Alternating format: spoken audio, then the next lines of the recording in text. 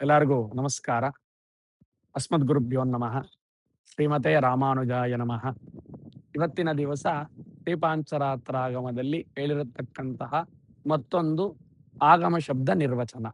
ಪುರುಷೋತ್ತಮ ಸಂಹಿತೆಯಲ್ಲಿ ಆಗಮ ಶಬ್ದ ನಿರ್ವಚನ ಈ ರೀತಿ ಹೇಳಲಾಗಿದೆ.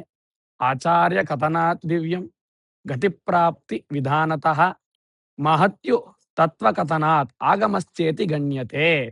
ಈ ಒಂದು ಶ್ಲೋಕದ ಅರ್ಥವೇನಂತ ಅಂದರೆ, ಋಷಿಮುನಿಗಳು ವಸಿಷ್ಠರ ಹತ್ರ ಹೋಗಿ ಕೇಳಿದಾಗ ಆಗಮ ಎಂದರೇನು ಎಂದು ಕೇಳಿದಾಗ ವಸಿಷ್ಠರು ಯಾರು ಆಚಾರ್ಯ ಸಾಂಪ್ರದಾಯಿಕವಾಗಿ ಆರಾಧನೆ ಮಾಡಿ ಭಗವಂತನನ್ನ ಮೋಕ್ಷಕ್ಕೆ ಮಾರ್ಗವನ್ನು ತಿಳಿಸುವುದೋ ಅದೇ ಆಗಮ ಎಂಬುದನ್ನ ವಸಿಷ್ಠ ಮಹರ್ಷಿ ಹೇಳಿದ್ದಾರೆ.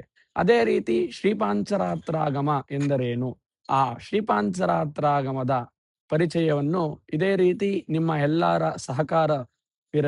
ಸಹಕಾರವಿದ್ದರೆ ನಾನು ಇದೇ ರೀತಿ ಹೇಳಿಕೊಡುತ್ತೇನೆ. ಎಲ್ಲರಿಗೂ ಧನ್ಯವಾದಗಳು. ನಮಸ್ಕಾರ.